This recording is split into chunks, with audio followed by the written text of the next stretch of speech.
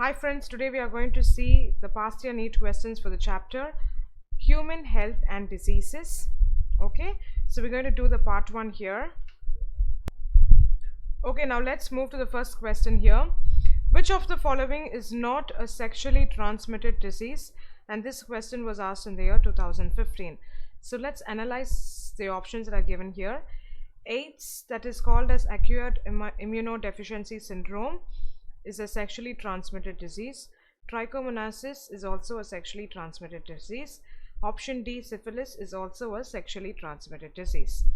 While if you take encephalitis, okay, it is the inflammation of the brain, and often it is due to an infection, and that is actually not a sexually transmitted disease. The infection may be bacterial or viral. Okay, you have two instances where it can be either bacterial or viral. In some cases, encephalitis may be a result of immune system disorder also. Okay, so what are the main causes of encephalitis? It is most often due to a virus which is called as herpes simplex virus, which cause cold sores and genital herpes. This is the most common cause of encephalitis. And you have the varicella zoster virus, which causes chickenpox and many other things. So encephalitis is associated with brain. You call it as inflammation of brain, and it is not transmitted sexually, but most commonly a person acquires it by a virus. So you have the 5 facts about encephalitis that people are not aware of, and I'm going to share with you. 78% of people worldwide do not know what encephalitis is. Encephalitis is the inflammation of the brain. It is caused by an infection or through an immune system attacking the brain. Anyone can be affected by encephalitis, irrespective of the age, gender, and ethnicity. It has a high death rate, and survivors are often left with an acquired brain injury and life-changing consequences. It is more common in countries than motor neuron disease, multiple sclerosis, bacterial meningitis, and cerebral palsy. So you understand what are the 5 facts about this disease called encephalitis. So it is not sexually transmitted disease, but still a disease that is acquired by virus. Sometimes or rarely it's bacteria also. Okay, therefore the answer is option C. Next question here.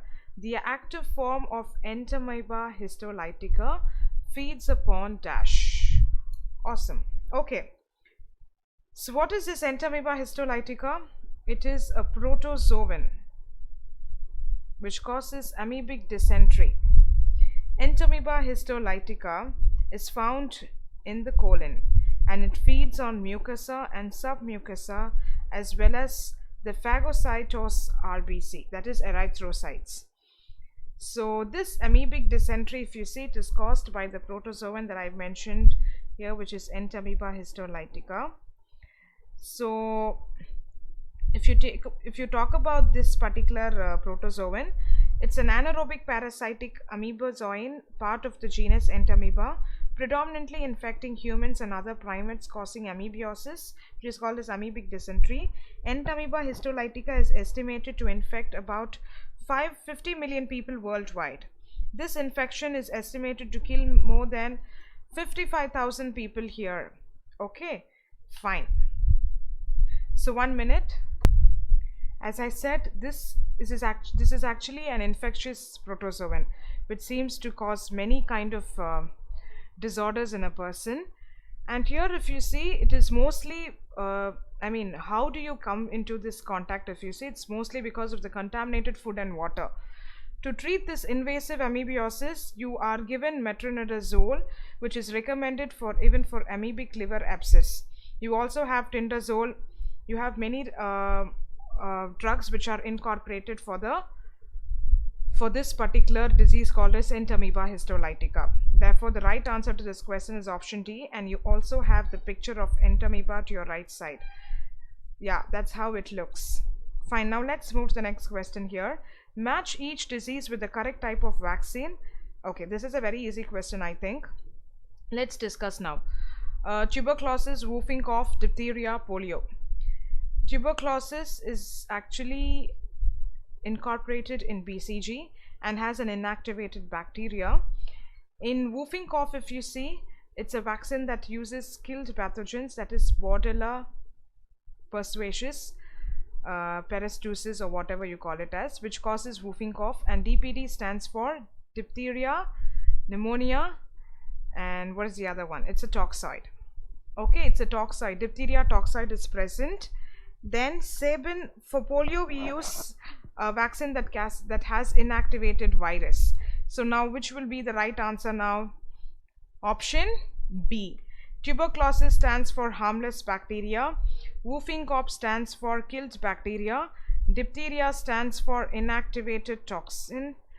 And polio stands for harmless virus, that is inactivated virus.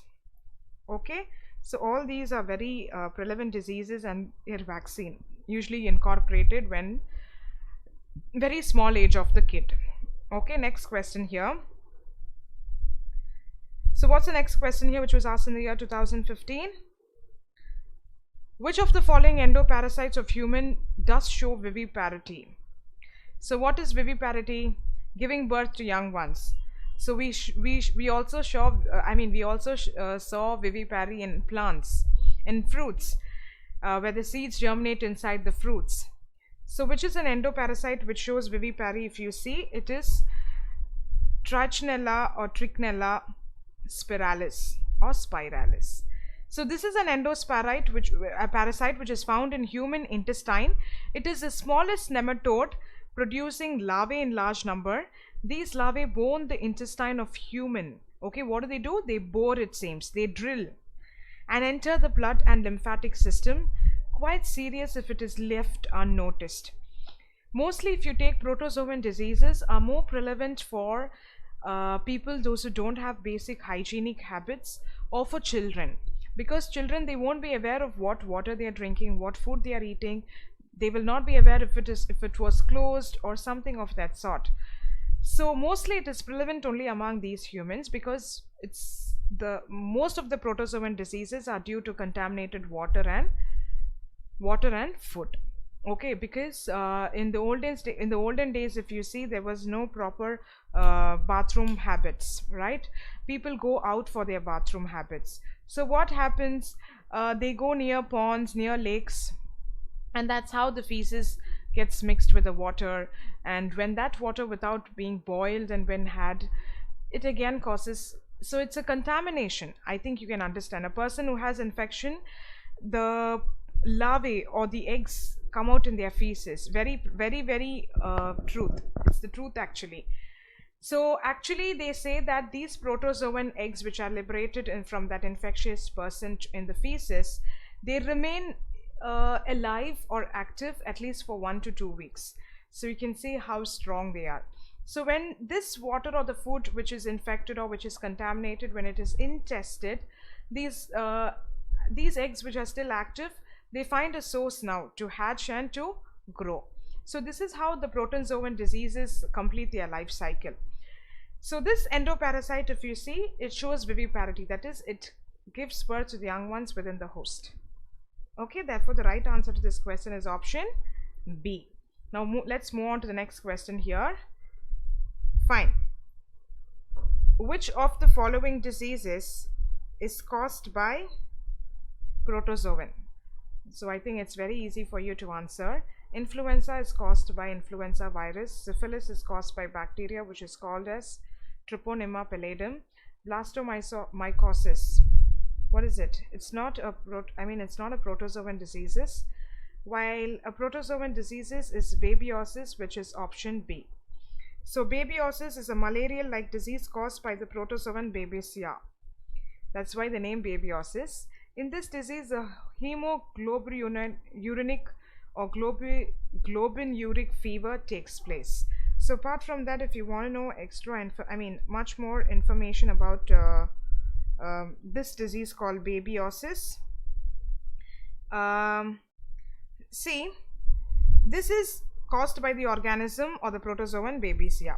So that we saw. Apart from that, if you see, it's a rare infectious disease caused by a single cell microorganism, which is, so protozoans are usually single celled. Okay, they are single celled. Okay. It's a single-cell microorganism belonging to Babesia family. It is believed that this protozoa are usually carrier and transmitted by ticks. This occurs primarily in animals. However, rare cases are also seen to occur in humans. Certain Babesia species are known to cause babyosis infection in humans, which is called as, particularly you are given a species here which is called as microti. Okay, it's R, microti, which is a specific species which comes under Babesia, causes infection in human as well. But this disease, if you see, it's most commonly found in animals, and this is a single cell protozoan disease. Next question here. Asthma may be attributed to dash. Very easy question. Many people have this asthma nowadays, and the main answer, many have asthma today. Nowadays, many, irrespective of the age. And especially it is seen in kids, I mean below 10 years and people those as they age.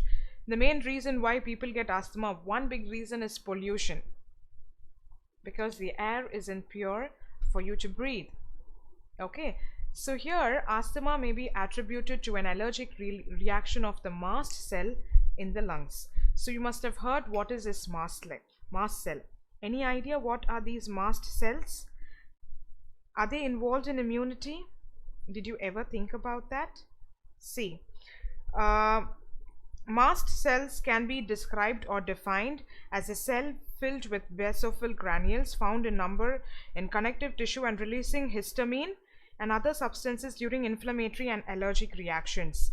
Okay, so a mast cell is also known as mastocyte or a labrocyte. It's a migrant cell of connective tissue that contains many granules rich in histamine and heparin. So this is an extra information that I would like to add here. So I mean whatever I explained is your right side. Besides these, mast cells also secrete prostaglandin, which is PGD2, and leukotriene LTC4, that's complement, which are capable of indicating bronchoconstriction and mucosal edema. Both are the features of asthma. So this is an allergic reaction of the mast cell in the lungs. Next question here. Infection of Ascaris usually occurs by dash, and this question was asked in the year 2013. So Ascaris, what is Ascaris basically? It's a parasite, we know that, but whether it's a protozoan or something, it's a protozoan. Okay, Ascaris, an intestinal parasite which causes a common disease which is termed as Ascariasis. Symptoms of these diseases include internal bleeding, muscular pain, fever, anemia, and blockage of intestinal passage. The eggs of the parasite are excreted along with the feces of the infected person, which contaminates soil, water, plants, etc. A healthy person acquires this infection when eating the contaminated water vegetables. That is why your parents tell you to wash the vegetables and fruits and eat. This is the main reason, because there might be a lot of contaminations. We don't know from where it is coming, from what source it is being taken from. We are not aware of all these things, but it is very essential that anything that comes from the outside, you buy from outside and come, it is important, especially when it comes to vegetables and fruits, you should wash it thoroughly and then only have it. So infection of Ascariasis is usually drinking water containing eggs of Ascaris. It's not just water, food, vegetables, etc. also come under this. Next question here. Identify the site where Wucheria bancrofti is normally found on human body, and this is again a protozoan disease.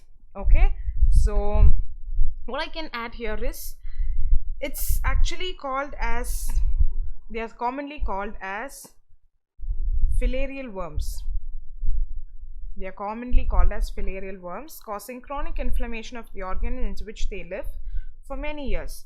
So usually it will be the lymphatic vessel of the lower limbs, and the disease is caused by them, known as, so you should know what it is. It is, the other name of this is, disease is called as elephantiasis or filariasis.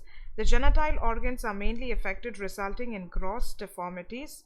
The pathogens are transmitted from a healthy person through the bite of the female mosquito vector. So it's moreover like the malaria, where you have the Anopheles mosquito transmitting the disease. So it's a vector-borne disease. Wucheria bancrofti uses a vector. So this disease is a vector-borne disease where mosquito plays as a vector there in transmitting the disease from a infected person to a healthy person. So identify the site where Wucheria usually goes and settles. If you see, it will be option A, lymphatic vessels of the lower limbs. Next question here, motile zygote of Plasmodium occurs in dash. So we're talking about Plasmodium. What is Plasmodium responsible for causing? Malaria. You have several species under Plasmodium like Plasmodium vivax, Plasmodium falciparum, Plasmodium ovum. All these are different species which come under the same genus Plasmodium, which are responsible for causing malaria. Okay, so this malaria is also a vector-borne disease, as we all know. Motile zygote of Plasmodium occurs in the gut of the female Anopheles. Zygote formed in the stomach of the mosquito about 9 to 10 days after sucking the blood of an infected human. Anopheles receives RBCs containing different stages of erythrocytic cycle, and this includes gametocyte. In its gut, all stages except the gametocytes are digested. The gametocytes remain unaffected of digestive enzymes of the mosquito, and what happens after that? It hatches out from the RBCs into the lumen. So where is it going in? It's going into the lumen of mosquito's stomach and forms sperm and ovum by gametogenesis. Syngamy or fusion of male and female gamete is also seen. So where is it happening in the option A, gut of the female Anopheles? Okay, next question here. Viral test is carried out to test what? Very easy question. It is carried out to test, or it's a diagnosis test. It is carried out for typhoid fever. So typhoid is caused by Salmonella typhi. You have different species under it, as Salmonella typhi A, Salmonella paratyphi, Salmonella typhi. So you also have the kit details that I've given here. So you'll be provided a viral test kit. So what all is there, or what all is present in the kit? If you see, you'll have antigen suspension specifically prepared for Salmonella species. You will have antigen OH, AO and AH, BO, BH, CO, CH. Positive control vial, then you'll have a negative control vial, and you'll have an instruction palette for use, how you should go about using it. You'll have a white glass slide which will have about 8 circles in it, and you'll also have stirring sticks to mix the antigen and the specimen. I mean, whatever sample that you take, you need to mix. You can't mix it with your hands. So you use a stirring stick. Once you stir it, it's important you throw away the sticks. So agglutination will arise if it is a positive test or if it is positive. With this, we identify whether the person has typhoid or not. Okay. Next question here. Common cold differs from pneumonia in that. So common cold and pneumonia, are they same? Because the symptoms that they show is almost same. Common cold is the most infectious viral disease which is caused by the virus called as rhinovirus. Okay, which is transmitted through inhalations of droplets from the infected person and through contaminated objects. While pneumonia, if you see, it's a bacterial disease which is caused by, you have different organisms under bacteria causing pneumonia. You have Haemophilus pneumonia, Streptococcus pneumoniae, Klebsiella pneumoniae. You have many. Okay, so I've just mentioned 2 here. So pneumonia, if you see, it's a serious disease of lungs spread by sputum of the patient. Okay, so the main difference here is pneumonia is a bacterial disease while common cold is a viral disease. Pneumonia pathogen infects the alveoli while common cold affects the nose and the respiratory passage, but it does not do anything with your lungs. Okay, therefore the right answer to this question is option D. Next question here. Where will you look for sporozoites of the malarial parasite? And this question was asked in the year 2011. So as you already mentioned, malaria is caused by the protozoan named as Plasmodium. Again, I'm telling you so that you can remember.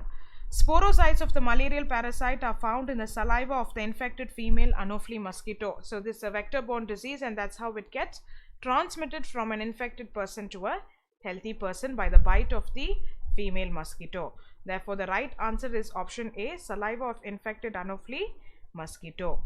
Next question here. Which one of the following is characterized as the parasite in true sense? So you have to analyze the statements here. The female Anopheles mosquito, bites and sucks blood from humans. Human fetus developing inside the uterus draws a no. Head louse living on the human scalp as well as laying eggs. So, which is characterized as a parasite in true sense? If you see, it is option C. Head louse is actually lice. You call it as lice, right? It's an obligate ectoparasite of human scalp, and it also lays eggs on human hair. A very obligate parasite, and it should not, you should thoroughly clean your hair. Very important. It might sound very funny, but it is something that has to be monitored. This is prevalent among children because they go for school, they have their hairs tied up, they sit closely with their friends. So the transmission is very easy for them. But these head louse, they actually suck blood from the head of the person who is infected. So it is very important that the person should not have more lice. They should not at all have. So the kids especially, they suffer from this particular infection. It's very important to monitor and to keep their heads clean. Okay, therefore the right answer to this question is option C. So with this we complete the part 1 of human health and diseases. Hope to meet you in the next part of the same chapter. Thank you.